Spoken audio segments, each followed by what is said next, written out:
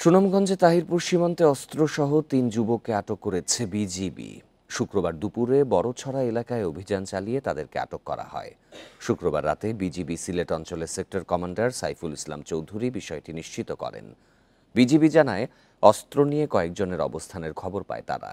পরে বড়ছড়া এলাকায় অভিযান চালানো হয়। এ সময় ৩ জনকে আটক করা হয়। জিজ্ঞাসাবাদে আটককৃতরা জানায়, মাদক ব্যবসায়ী নাজমুল হোসেনের নির্দেশে অস্ত্র আনেন তারা।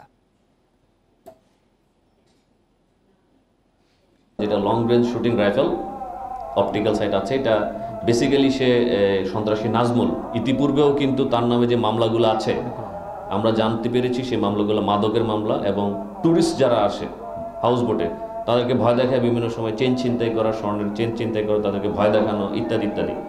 সো ওই কারণে বেসিক্যালি সে অস্ত্রটা এনেছে।